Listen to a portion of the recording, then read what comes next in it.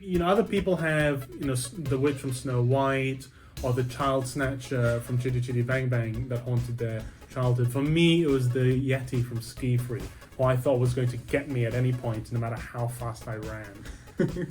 And I've been running from him ever since. And he's here today. No!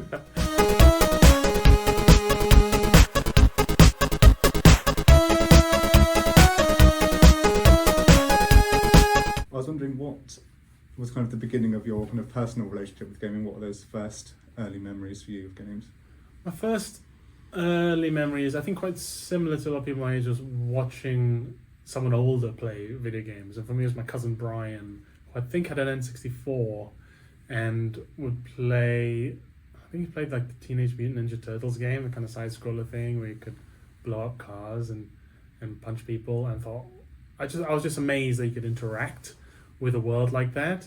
And then I saw that games were on computers, and this is like just as people were getting personal computers, and I asked my dad, we should get a computer, for the house, to help with the house accounting and documents and faxing. I don't know what faxing is, but I presume it needs a computer.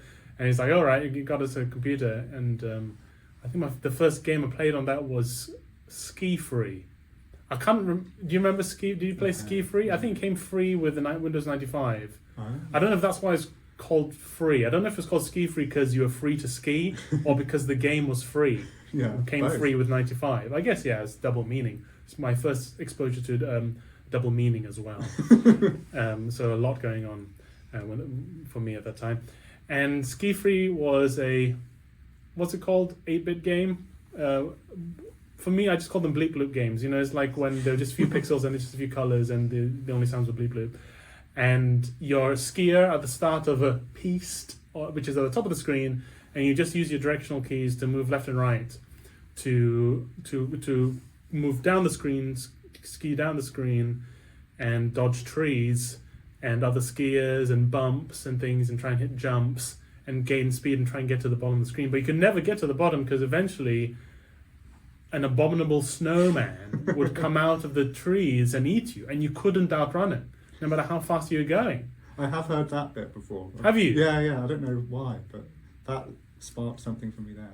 Yeah, he's like from other people have the witch from Snow White or the child snatcher from Chitty Chitty Bang Bang that haunted their childhood. For me, it was the Yeti from SkiFree, who I thought was going to get me at any point, no matter how fast I ran.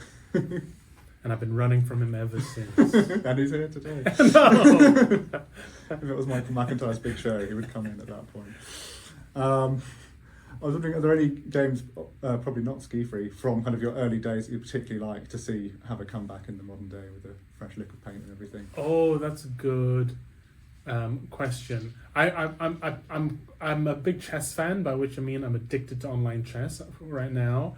And it reminded me, again on the PC, I think I just had games that came free for the first couple of years. There was a chess game, but a 3D chess game. What's it called? Battle Chess. It's called Battle Chess. And it was 3D, and the pieces were alive. And if you took another piece, there would be an animation of your piece killing the other piece. Cool. And the animations would differ depending on what combination it was. So if a pawn killing a knight, it would be one animation. If it was a knight killing a bishop, it would be the particular animation. And I just thought it was so cool. And I think they should, because chess is so big right now, they should remaster Battle Chess, because it's sick. That's a great show. I think that would be pretty popular if they did that. Totally, yeah. And maybe add a few more animations, just loads and loads of animations and stuff. And maybe you can like become one of the pieces. Like you can select a pawn and take first person view. Then you're on the chessboard and you look around and stuff. And you can only move one step and then look around. That'd be Massive, sick. yeah. A chess game where you have to commit to being one of the pieces, and you're just that piece for the whole game. You just have to try and survive. For some reason, that sounds like a VR thing, and you just sat there like, yeah. My God, I guess it's like that Harry Potter scene, right? Mm. Do you remember that? Yeah, in the first one. Yeah, and I remember watching that thinking, why don't you just jump off the piece when it's attacked? I mean, I'm not an author, I guess, or a movie maker, but if it was me, I'd just jump off the piece. That's the Harry Potter equivalent of of getting off sharing the door at the end of Titanic. Oh yeah. You know, why didn't you just share it? And I'm like, why didn't they jump off the chess pieces? I don't know. I don't have an answer for that, but We'll never know. we'll never know at this point. For some reason, I was picturing like the chess pieces taking each other out in like full kind of Mortal Kombat fatality level. They were like that. The animations are pretty brutal. I mean, there was like daggers and knives, and like the queen would stab. I saw she like stab a pawn in the gut. It's crazy. There's blood and everything. It was wild. And the bishop had magical powers, and he'd make like a hole in the ground, and the pawn would fall through screaming.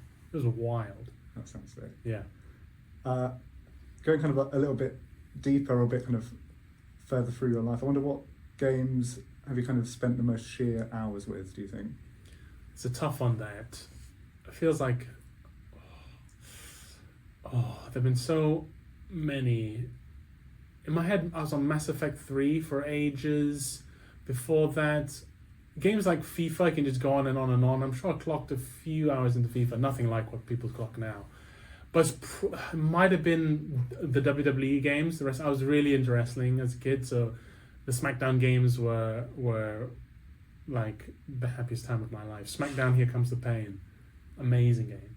And I played, I must have played the career mode so many times, and just playing like knockout 4x4 battle royales and stuff. Yeah, must have logged in a lot of hours on that. Metal Gear Solid 2, played a lot of that. But man, it's hard to. I mean, all of these were years of my life lost. Am I right in saying you're a big fan of like historical games as well? Yeah, I love Total War. That's right. Yeah, I must have lost a lot of time on Rome. Oh, that might actually be the answer. Probably not Rome Total War. Probably Medieval 2 Total War. I lost loads and loads of hours on that because you just keep going and going and going, and you end up having so much to manage per turn, and you end up going, fighting the Crusades and then discovering America, and then the map then expands out, and you've got all these fronts to manage. Yeah, maybe that's the answer. Maybe Medieval 2 Total War was the most hours I've clocked. But it's a tough fight. Yeah, is that your favourite kind of historical game, do you think? I think Medieval 2 Total War is my guy. Yeah, Rome was the one that got me addicted to that series. Rome was insane. I loved Rome so much, the first Rome Total War. But yeah, Medieval 2 for me is the one. Because I played a bit of Age of Empires 2, Age of Empires 3, which is the colonial one, I think. I didn't play the Legends one, which looks really good, the Age of Mythology. But I like the realism of the Total War series. I like that you could zoom in and see each soldier fighting. Yeah, it just was so intricate and so realistic. Yeah, I was addicted. Nice. And how did you come to be hosting the BAFTA Games Awards this year? Did they phone you up? Was there some kind of intense selection process? How did it happen? I was just playing Baldur's Gate and I got this weird achievement unlocked, and it said you're hosting the BAFTA Games Awards 2024. I was like, wow, how many people have got this? For a couple of years, years ago, someone from BAFTA emailed me saying, would you like to present an award this year? This is the date. And I looked at the date and I had a gig or show somewhere, or I had to be elsewhere. And I said, I can't do it, but I'd love to present one next year. And then it happened again, where the date was booked. And then I said, okay, let me know as soon as you've booked the date for the next awards, and I'll put in my diary that I'm going to present an award.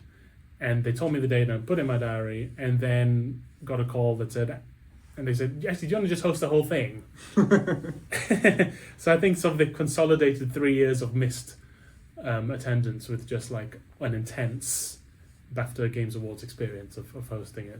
They're like, we've got this guy, he's got the day free, we got a lot. Yeah, exactly. Yeah, it worked. The trick worked. Amazing. And you mentioned Baldur's Gate 3 there. Is that the game of the last year that you think has taken up the most of your personal playtime? Have it been others? It was quite a stacked year, it feels like. It was a stacked year. I haven't been playing it very long at all, Baldur's Gate, trying to get a taste of it. I like an RPG. I have found in past Dungeons & Dragons just overwhelming, the amount of numbers involved and the skills, and so it's kind of my first foray into that world properly, really.